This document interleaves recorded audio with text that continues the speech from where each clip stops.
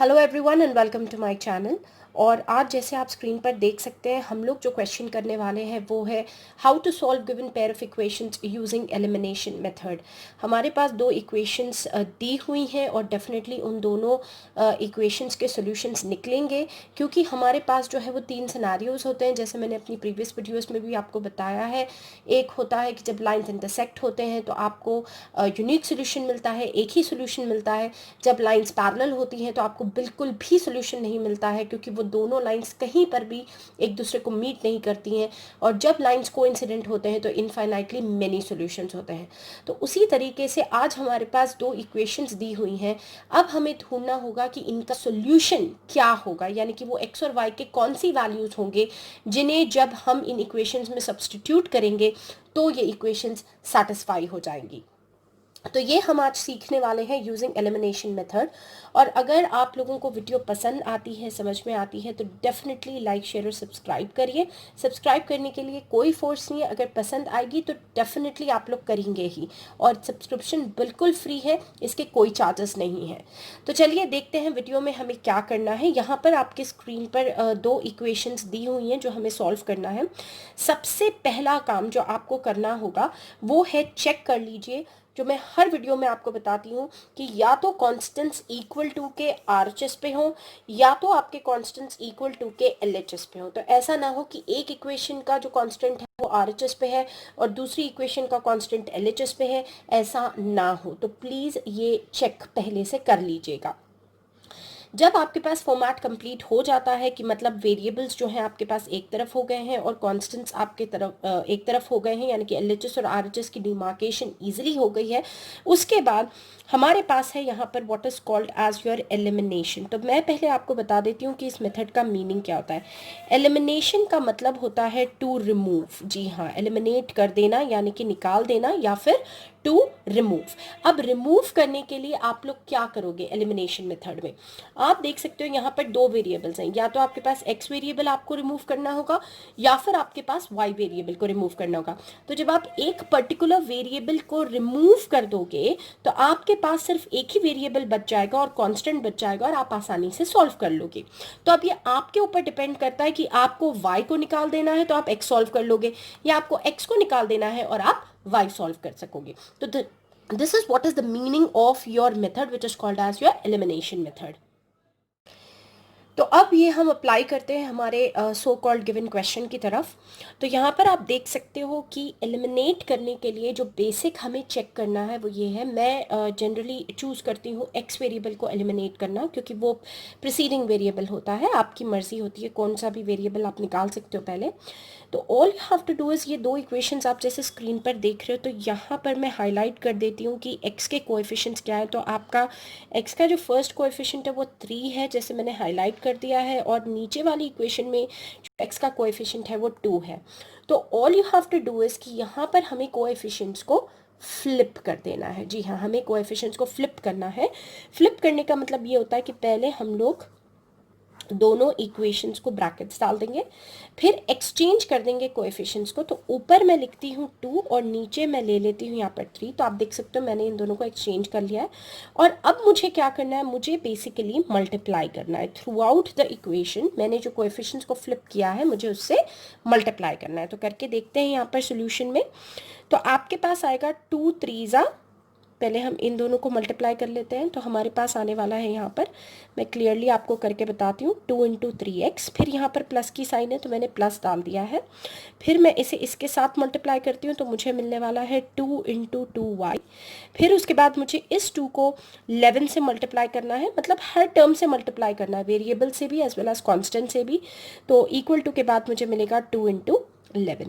वैसे एग्जाम में ये स्टेप मत करिएगा, आप लोग डायरेक्ट मल्टीप्लाई कर लीजिएगा। ये आप लोगों के एक्सप्लेनेशन को और अच्छा और क्लियर करने के लिए मैं यहाँ पर लिख रही हूँ। फिर वैसे ही हम लोग सेकेंड इक्वेशन को भी मल्टीप्लाई कर लेते हैं। तो 3 × 2 आ जाने वाला है और फिर प्लस की साइन। फिर हम इन दोनों को मल्टीप्लाई करेंगे तो 3 × 3y आ जाने वाला है। फिर लास्ट में हमें इन दोनों को मल्टीप्लाई करना है तो 3 × 4 आ जाने वाला है।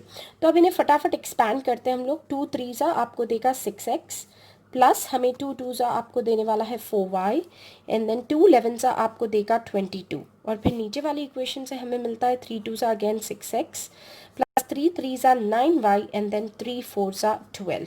तो आप ये नहीं स्टेप करोगे तो आप डायरेक्टली कर सकते हो ना, 2 3 ज़ा 6, 2 2 ज़ा 4 एंड 2 11 ज़ा 22, 3 2 ज़ा 6, 3 3 ज़ा 9, 3 4 ज़ा 12।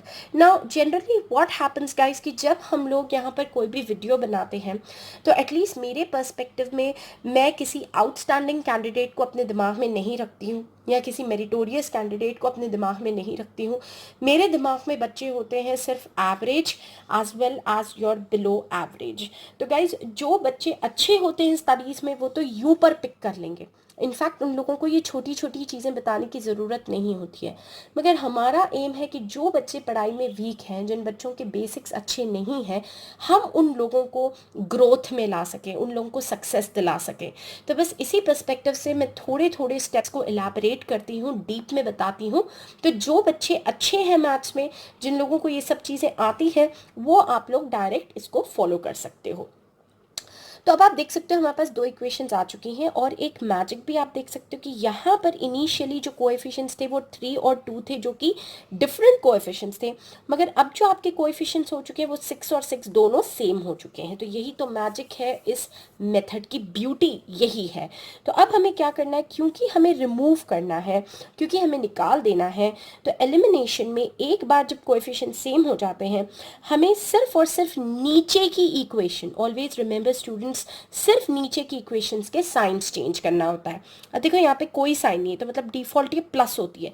तो अब जो इसके ऊपर जो न्यू साइन आपको मिलने वाली है यहाँ पर, वो आपके पास माइनस हो जाएगी। तो मैं आपको यहाँ पर डिफरेंट इंक से बताती हूँ, ये जो मैं चेंज करके साइंस लिख रही हूँ वो मैं आपको यहाँ पर डिफरेंट इंक से बताती हूँ। ओके, तो हमारे पास आप देखो ये जो मैंने न्यू साइन डाली है ये आपकी हो चुकी है माइनस की साइन। फिर यहाँ पे पहले से प्लस था डिफॉल्ट, तो ये भी हो जाएगा माइनस, तो ये न्यू साइन भी माइनस हो गई है। और यहाँ पर भी 12 जो है वो प्लस ही है, तो ये भी हो जाने वाली है माइनस। तो अगर कोई माइनस रहता तो वो प्लस में कन्वर्ट हो जाता था। तो ये आपके न्यू साइंस हो गए।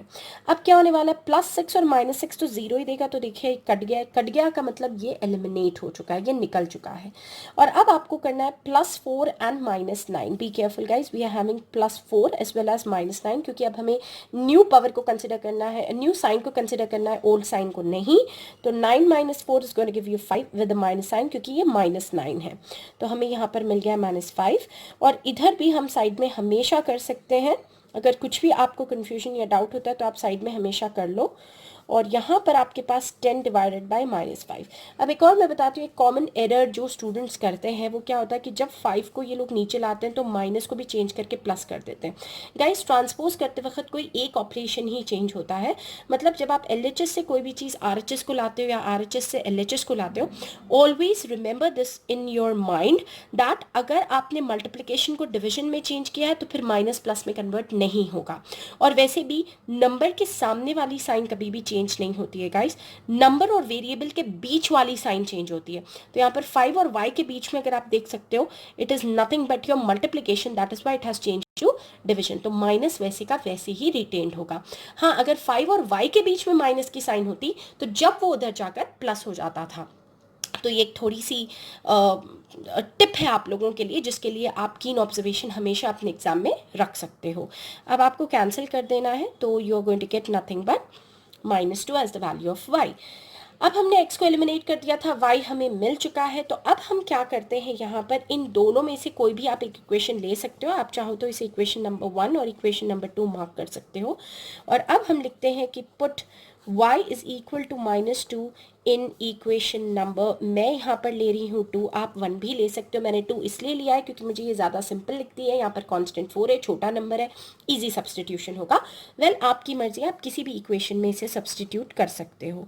और एक इम्पॉर्टेंट चीज़ है, आप लोगों के मल्टीप्लिकेशन के बाद जो इक्वेशन 2 आती है आपको वो नहीं लेना है, आपको पेरेंट इक्वेशन का इस्तेमाल करना है। तो अब मैं लिखती हूँ 2 × x + 3 इंटू जो y की वैल्यू मुझे अभी अभी मिली है, मुझे इसमें सब्सटीट्यूट करना होगा। And 2x plus into minus 3 2 से आपको देगा 6 is equal to 4। Then 2x is equals to linear equations के जैसे हमें सॉल्व करना है यहाँ पर, तो +6 हो जाएगा उधर जाएगा तो।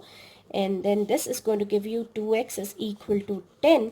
और लास्ट में आपको मिल जाना है implies x is equal to 10 divided by 2, which will give you 5.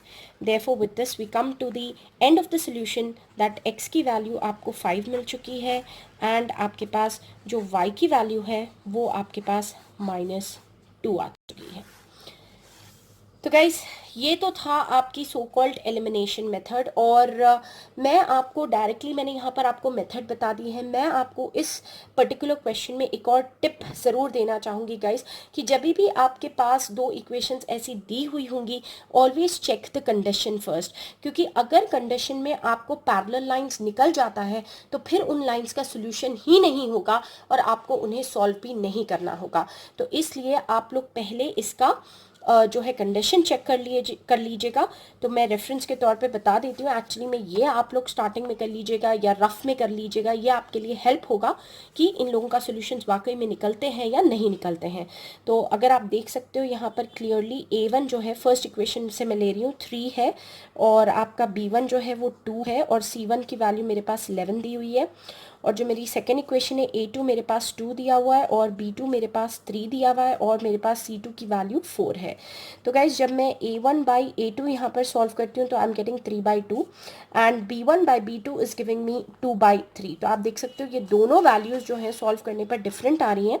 तो दिस इम्प्लाइज कि जो A1 बाई A2 है is not equal to B1 by B2 और इससे आपको पता चल जाता है कि ये जो लाइन्स है, ये जो टाइप ऑफ लाइन्स है, ये इंटरसेक्टिंग लाइन्स है और इनका सोल्यूशन डेफिनेटली निकलेगा। ओके, यूनिक सोल्यूशन निकलता है क्योंकि ये इंटरसेक्टिंग लाइन्स है।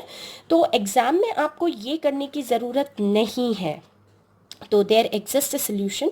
तो आप लोगों को एग्जाम में ये नहीं करना है गाइज, मगर you don't have to show this, you can just do for your reference sake in the rough column, ताकि कहीं ऐसा ना हो कि अगर उसने ट्रिक करने के लिए आपको एग्जाम में पैरेलल लाइंस दे दी हैं और आपको सोल्यूशन फाइंड आउट करने के लिए बोला, आपकी नॉलेज टेस्ट करने के लिए, तो आप लोग कहीं पागलों की तरह उस इक्वेशन का सोल्यूशन ना निकालते बैठो जिसका कोई सोल्यूशन एग्जिस्ट ही ना होता हो। तो अगर आपका कंडीशन इंटरसेक्टिंग आएगा और आपका कंडीशन कोइंसिडेंट आएगा तो ही आपको सोल्यूशन सॉल्व होंगे। पैरेलल के केस में आपको सोल्यूशन नहीं मिलेगा तो आप डायरेक्टली लिख देना कि the lines are parallel, therefore there is no solution for the equations.